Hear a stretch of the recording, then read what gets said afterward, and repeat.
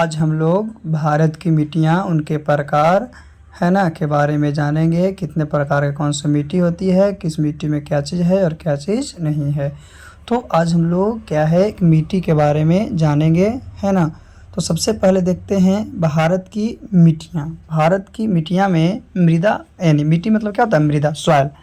तो मृदा क्या है, मृदा भूमि के ऊपर पाई जाने वाली दानेदार परत है। मृदा कहाँ, तो भूमि के ऊपर पाई जाने वाली दानेदार परत है, जिसका निर्माण मूल रूप से चट्टान के विखंडित होने से, उसका जो निर्माण है वो कहाँ से बनता है, तो चट्टान के विखंडित होने से बनता है। यानी उसमें वनस्पति और जीवों के सड़ने, गलने तथा जलवायु की क्रिया से निर्मित अम्लीय पदार्थों से लाखों वर्षों की प्रक्रिया के बाद ये क्या होता है, मृदा के रूप में जो चट्टान है, चट्टान जो है विखंडित होता है, तो इसमें बहुत दिनों के बाद जीव सड़ता है, गलता है, जलवायु की क्रिया होती है।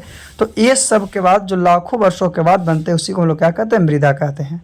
तो मृदा के अध्ययन को, विज्ञान को, जो मृदा के अध्ययन के विज्ञान है उसी को मृदा विज्ञान कहते हैं। मृदा के अध्ययन के बारे में जो हम लोग पढ़ेंगे विज्ञान के माध्यम से, उसको हम लोग मृदा विज्ञान के नाम से जानते हैं। और भारतीय किसान अनुसंधान परिषद ने भारत की मिट्टी को 8 वर्गों में, पूछेगा कि भारतीय कृषि अनुसंधान परिषद भारत की मिट्टियों को कितने वर्गों बांटा है, तो 8 वर्गों में। ऐसे जो है आपको मुक्ता कितने वर्गों में, तो 6 वर्गों में, लेकिन ऐसे क्या है 8, जिसमें जलोढ़ मिट्टी है, काली मिट्टी है, लाल मिट्टी है, लेटेराइट मिट्टी है, पर्वतीय मृदा है, दलदली मृदा है, मरुस्थलीय मृदा है और लवणीय मृदा है। और क्या है, लवणीय मृदा। तो ये 8 प्रकार का मृदा है। चलिए आगे हम लोग चलते हैं।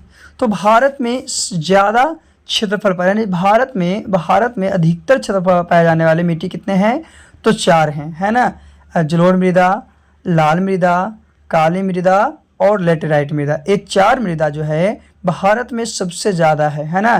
जैसे जलोढ़ है ना, जलोढ़ 6.4 करोड़ हेक्टेयर पे है। लाल मृदा जो है वो भी आपका 7 पॉइंट समथिंग पे है। काली मृदा जो है वो आपका 6.4 हेक्टेयर पे है। लेटेराइट मृदा है वो भी ज़्यादा है।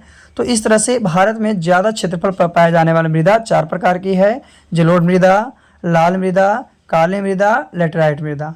तो भारत की सभी मिट्टियों में मुख्यतः 3 तत्वों की कमी होती है। जितने मिट्टी है और उसमें कौन कौन तत्व की कमी है, तो मुख्यतः 3 तत्वों की कमी होती है, जिसमें नाइट्रोजन, फास्फोरस और ह्यूमस आता है। क्या क्या आता है, नाइट्रोजन, फास्फोरस और ह्यूमस आता है। ह्यूमस क्या है, ह्यूमस क्या है, तो यह भूरे काले रंग का कार्बनिक पदार्थ, जो ह्यूमस है वो भूरे काले रंग का एक कार्बनिक पदार्थ है।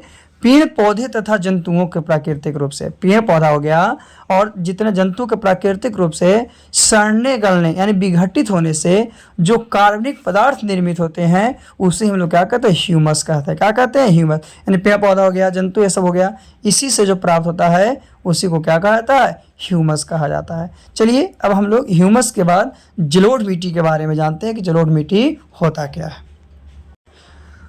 तो जलोढ़ मिट्टी, इसे दोमट मिट्टी या कछारी मिट्टी भी कहते हैं। जो जलोढ़ मिट्टी है, जलोढ़ मिट्टी को दोमट मिट्टी या कछारी मिट्टी कहते हैं।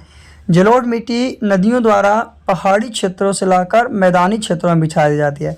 ये जो मिट्टियाँ है नदी के माध्यम से क्या करता है कि पहाड़ी क्षेत्र से आता है और मैदानी क्षेत्र में बिछा दिया जाता है।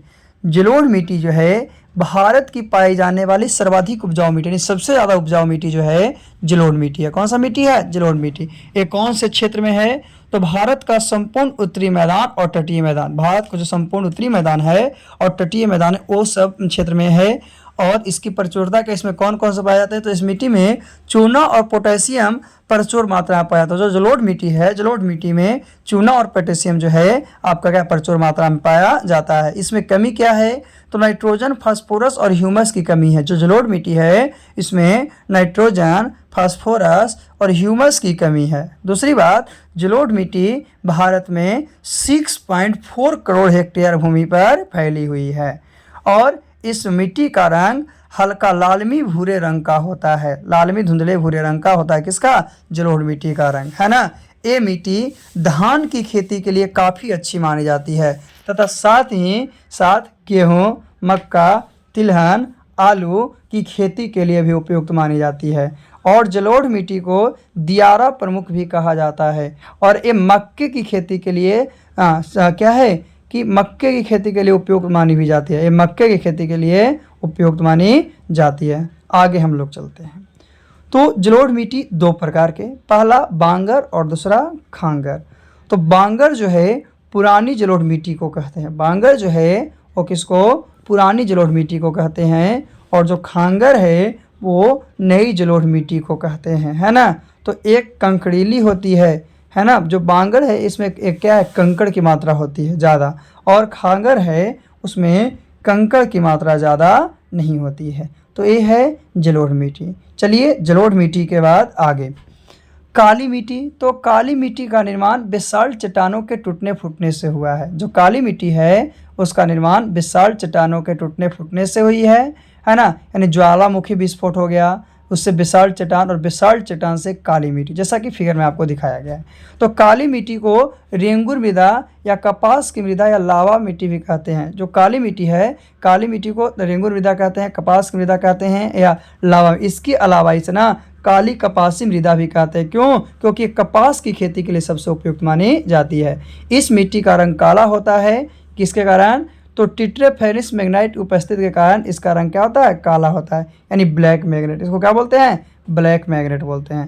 ये कौन कौन क्षेत्र में है? तो मध्य प्रदेश, गुजरात, महाराष्ट्र, उत्तरी कर्नाटका, प्रायद्वीपीय भारत की काली मिट्टी, जो काली है आपका मिट्टी, उस भारत, प्रायद्वीपीय भारत में काली मिट्टी सबसे ज़्यादा पाई जाती है। और काली मिट्टी का सबसे ज़्यादा विस्तार कहाँ? महाराष्ट्र में मिलता है ना। महाराष्ट्र में सबसे ज़्यादा काली मिट्टी, और काली मिट्टी किसके लिए? कपास की खेती के लिए सबसे उपयुक्त मानी जाती है। काली मिट्टी कपास की खेती के लिए। तो काली मिट्टी का भी हमारे भारत में जो विस्तार है वो 6.4 करोड़ हेक्टेयर भूमि पर है। कितना है? 6.4 करोड़ हेक्टेयर भूमि पर काली मिट्टी का क्या है, विस्तार है। तो ये काली मिट्टी के बारे में।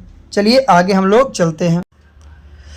काली मिट्टी को जूते हुए खेत की मिट्टी भी कहते हैं। जो काली मिट्टी है उसको हम लोग क्या, जोते हुए खेत, यानी जोते हुए खेत की मिट्टी कहते हैं। क्यों? क्योंकि काली मिट्टी में जल सोखने की क्षमता अधिक होती है, यानी जल को अवशोषित करने की क्षमता अधिक होती है।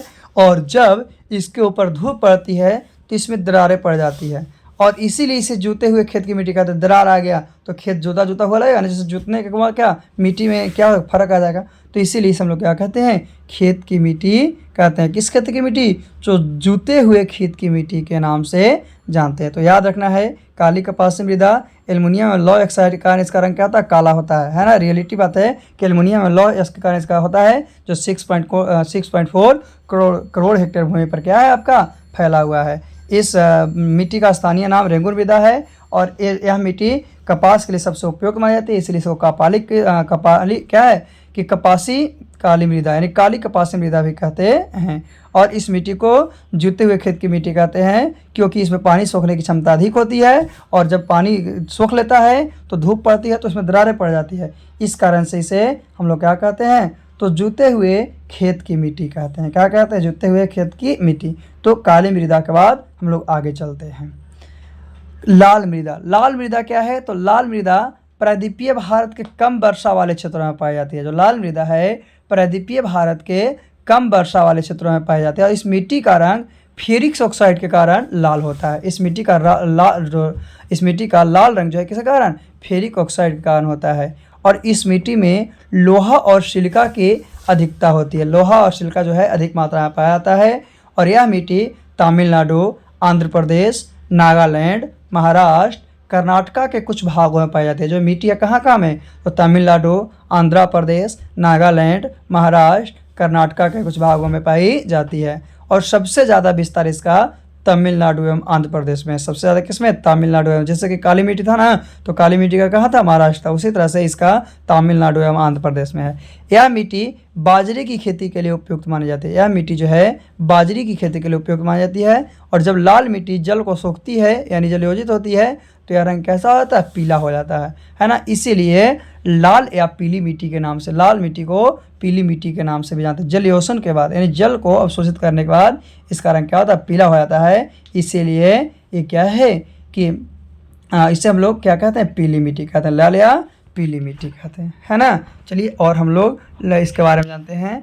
तो लाल मिट्टी का विस्तार कितना है ना। लाल मिट्टी का विस्तार हम लोग देखें कि नागालैंड, आंध्र प्रदेश, तमिलनाडु, कर्नाटका कुछ भागों में है। इसमें लोहे के फेरिक ऑक्साइड के कारण इसका रंग क्या होता है, लाल होता है, लेकिन जलयोजन के बाद इसका रंग क्या होता है, पीला हो जाता है। चलिए हम लोग देखते हैं इसमें और थोड़ा सा। और यह भारत में लगभग 3.6 करोड़ हेक्टेयर भूमि पर क्या होता है, पाया जाता है। 3.6 करोड़ हेक्टेयर भूमि पर पाया जाता है। कौन, लाल मिट्टी। फिर लेटराइट मिट्टी। तो यह मिट्टी उस क्षेत्र में पाई जाती है। यह मिट्टी जो है उस क्षेत्र में पाई जाती है जहाँ 200 सेंटीमीटर से भी अधिक वर्षा होती है और अत्यधिक गर्मी पड़ती है ना। लेटराइट मिट्टी को मखरली मिट्टी भी कहते हैं। क्या, मखरली मिट्टी भी कहते हैं। इस मिट्टी में लौह ऑक्साइड एवं एल्युमिनियम है और लौह ऑक्साइड एवं एल्युमिनियम की भरपूर मात्रा है। और लौह ऑक्साइड के कारण इस मिट्टी का रंग भी क्या होता है, आपका लाल होता है। इस मिट्टी में निछालन की प्रक्रिया देखने को मिलती है। यह मिट्टी मुख्यतः केरल, कर्नाटक, तमिलनाडु, महाराष्ट्र के कुछ हिस्से में और उड़ीसा, मेघालय, असम के कुछ हिस्से में देखने को मिलता है। लेटराइट मिट्टी का सबसे ज़्यादा विस्तार केरल में है और लेटराइट मिट्टी चाय, कॉफ़ी, इलायची, काजू की खेती के लिए उपयुक्त मानी जाती है ना। और लेटराइट मिट्टी का उपयोग ईंट बनाने के लिए किया जाता है। ऐसे लेटराइट मिट्टी जो है आपका काजू की खेती के लिए सबसे उपयुक्त मानी जाती है। लेटराइट मिट्टी काजू की खेती के लिए सबसे उपयुक्त मानी जाती है। और ये हमारे भारत में 1.3 करोड़ हेक्टेयर भूमि पर क्या है, फैला हुआ है। कितना पर, 1.3 करोड़ हेक्टेयर भूमि पर फैला हुआ है। कौन सा मिट्टी, लेटराइट मिट्टी। तो लेटराइट मिट्टी में 200 सेंटीमीटर से अधिक वर्षा होती है जहां अत्यधिक गर्मी पड़ता है। इसके लिए कौन सा फसल है, तो काजू की खेती सबसे उपयुक्त मानी जाती है। ये तमिलनाडु, महाराष्ट्र, कर्नाटका, केरल और उड़ीसा के मेघालय, असम क्षेत्रों में सब क्या होता है, पाया था। कौन सा, लेटराइट मिट्टी। लौह ऑक्साइड का इस मिट्टी का रंग क्या होता है, लाल होता है। और इस मिट्टी में लौह ऑक्साइड एवं एल्युमिनियम की मात्रा भरपूर होती है। लौह ऑक्साइड एवं एल्युमिनियम जो है उसकी मात्रा क्या होती है, भरपूर होती है। तो ये था आपका लेटराइट मिट्टी। अभी तक हम लोग 4 मिट्टी, जलोढ़ मिट्टी, काली मिट्टी, लाल या पीली मिट्टी और लेटराइट मिट्टी के बारे में जान चुके हैं। लेटराइट मिट्टी के बारे में जान चुके हैं। चलिए अब हम लोग आगे चलते हैं ये चारों मृदा जानने के बाद। तो लवणीय मिट्टी। लवणीय मिट्टी क्या है, तो जब मिट्टी की प्रकृति क्षारीय होती है, जब मिट्टी की प्रकृति क्षारीय होती है तो उसमें नमक की मात्रा बढ़ जाती है, इसीलिए उसे लवणीय मिट्टी कहते हैं। यानी कि जब मिट्टी का पीएच मान 7 से अधिक होता है तो उसमें नमक की मात्रा तो बढ़ जाती है। तो लवणीय मिट्टी कहते हैं, क्षारीय हो गया ना तो क्या हो जाएगा, जैसे 7 से अधिक हो गया तो क्षार हो गया ना, 7 से कम है तो लवण है। तो जब मिट्टी की प्राकृतिक क्षारीय हो जाती है तो उसमें नमक की मात्रा बढ़ जाती है, उसी को लवणीय मृदा कहते हैं। और लवणीय मृदा का रे, कलर, उसर मिट्टी के नाम से ही जाना जाता है। और भारत में इस मिट्टी का सबसे ज़्यादा विस्तार गुजरात के कच्छ के रण में देखने को मिलता है। गुजरात के कच्छ जो है उसके रण में देखने के लिए लवणीय मिट्टी को सबसे ज़्यादा विस्तार मिलता है ना। तो इसमें लवणीय मिट्टी में नमक की मात्रा क्या होती है, बढ़ जाती है। नमक की मात्रा बढ़ जाती है। चलिए अब हम लोग आगे चलते हैं लवणीय मिट्टी के आगे। तो क्या है लवणीय के बाद पर्वतीय मृदा। तो पर्वतीय मृदा इस प्रकार के मृदा का विस्तार पर्वतों पर देखने को मिलता है। पर्वतीय मृदा है तो नर्सरी के पर्वतों में मिलेगा। जहाँ पर हिमालय पर्वत का विस्तार है वहाँ पर इस प्रकार की मिट्टी पाई जाती है। जहाँ पे हिमालय पर्वत में विस्तार है वहाँ पे क्या इस प्रकार की मिट्टी पाई जाती है। और पर्वतीय मृदा का विस्तार जम्मू कश्मीर, लद्दाख, हिमाचल प्रदेश, उत्तराखंड, सिक्किम, अरुणाचल प्रदेश में देखने को मिलता है। और पर्वतीय ढालों पर सेब, नाशपाती, चाय की खेती की जाती है। यानी पर्वतीय जो मिट्टी है उसमें उस ढाल पर किसका, तो सेब का, नाशपाती का और चाय की खेती क्या होता देखने को मिलता है। और ये कहाँ, इस प्रकार की मिट्टी कहाँ, तो पर्वतों पर देखने को मिलती है। जहाँ पे हिमालय पर्वत का विस्तार है ना वहाँ पर इस प्रकार की मिट्टी पाई जाती है। किस इस प्रकार की मिट्टी पाई जाती है, कौन सा, पर्वतीय मिट्टी। तो हम लोग 6 मिट्टी के बारे में जान चुके हैं। कितने मिट्टी के बारे में, 6 मिट्टी के बारे में जान चुके हैं। जैसा जलोढ़, काली, पीली या लाल, लेटेराइट, पर्वतीय और लवणीय मृदा। चलिए इसके बाद हम लोग अब आगे जानते हैं आगे की मिट्टी के बारे में कि आगे का मिट्टी क्या है। पर्वतीय मृदा के बाद हम लोग आगे की मिट्टी में चलते हैं। तो आगे है मरुस्थलीय मिट्टी। तो इस प्रकार की मृदा में नमी की कमी होती है। मरुस्थलीय में क्या है, नमी की कमी हो, क्यों, क्योंकि वहाँ पानी की कमी होती है। और इसका विस्तार भारत में मुख्यतः राजस्थान, गुजरात, दक्षिण पंजाब और दक्षिण हरियाणा में मिलता है। सबसे ज़्यादा राजस्थान, इसीलिए राजस्थान को थार मरुस्थल यानी गर्म प्रदेश के नाम से भी जाना जाता है। तो मरुस्थलीय भूमि होने के कारण यहाँ पे खदान उगाना संभव नहीं है, पर मोटा अनाज जैसे बाजरा, ज्वार और सरसों की खेती की जाती है। मोटे अनाज को खेती फिर भी किया जाता है, जिसमें पानी की मतलब कम पानी में हो सके, है ना। तो इस प्रकार की मिट्टी, मरुस्थलीय मिट्टी का सबसे ज़्यादा विस्तार आपका राजस्थान में है ना। आगे दलदली मिट्टी, दलदली मिट्टी लास्ट है ना। तो दलदली मिट्टी का विकास अत्यधिक वर्षा और वनस्पति के सड़ने का हुआ। दलदली मिट्टी जो है उसका जो विकास है वो अत्यधिक वर्षा और वनस्पति के सड़ने के कारण होता है। दलदली मिट्टी में ह्यूमस की मात्रा अधिक होती है। जो दलदली मिट्टी है उसमें ह्यूमस की मात्रा क्या होगी, अधिक होगी। तो दलदली मिट्टी का विस्तार मुख्यतः कहाँ में, केरल में, उत्तराखंड में, पश्चिम बंगाल में और कुछ क्षेत्रों में देखने को मिलता है। यानी ये मिट्टी भी जो है आपका बहुत जगह पे देखने के लिए क्या है, मिलता है। तभी हम लोग मरुस्थलीय मिट्टी और दलदली मिट्टी के बारे में जाने। किसके बारे में, मरुस्थलीय मिट्टी और दलदली मिट्टी के बारे में हम लोग जान चुके हैं कि मरुस्थलीय मिट्टी क्या है, दलदली। मरुस्थलीय सबसे ज़्यादा कहाँ में, राजस्थान में। राजस्थान को गर्म बोला जाता है, थार मरुस्थल बोला जाता है, और थार मरुस्थल जो है सबसे गर्म है ना। तो अब हम लोग थोड़ा सा और आगे जानने का प्रयास करते हैं। जैसे कि हम लोग इतना मिट्टी के बारे में कौन कौन मिट्टी जाने, तो काली मिट्टी, जलोढ़ मिट्टी, लाल या पीली मिट्टी, है ना, दलदलीय मिट्टी, मरुस्थलीय मिट्टी, लवणीय मिट्टी और भी तो आगे। तो महत्वपूर्ण तथ्य, मुख्य फसलों को उगाने के लिए, मुख्य जो फसल है उसको उगाने के लिए भूमि का पीएच मान लगभग 6 से 7 होना चाहिए। कितना, 6 से 7। अम्लीय मिट्टी जो है, मिट्टी में अम्लीयता को कम करने के लिए चूने का उपयोग किया जाता है। किसका, चूने का उपयोग है। मिट्टी में अगर अम्लीयता बढ़ गई है तो उसको कम करने के लिए चूने का उपयोग करेंगे। वही क्षारीय मिट्टी में क्षारीयता को कम करने के लिए जिप्सम का प्रयोग करते हैं। यानी कि क्षारीय मिट्टी हो गया तो उसमें किसका प्रयोग करेंगे, जिप्सम का प्रयोग करेंगे। अगर अम्लीय बढ़ गया तो उसमें किसका करेंगे, चूना का प्रयोग करेंगे, है ना। तो इस तरह से मिट्टी, ऐसे मुख्य फसलों को उगाने के लिए मिट्टी का पीएच मान 6 से 7 होना चाहिए। कितना होना चाहिए, 6 से 7 होना चाहिए। तो ये है आपका मिट्टी के बारे में। किसके बारे में जाने, मिट्टी के बारे में, कि कौन कौन सा मिट्टी भारत में मुख्यतः पाई जाती है ना। तो आज का टॉपिक आपका था मिट्टी। चलिए हाँ, यहीं तक आज का है। आगे हम लोग अगले वीडियो में फिर से मिलते हैं कि क्या है और क्या नहीं है ना। लेकिन अभी तक आपने चैनल को सब्सक्राइब नहीं किया है तो चैनल को सब्सक्राइब कर दीजिए ताकि आपको इस तरह के वीडियो मिलती रहे।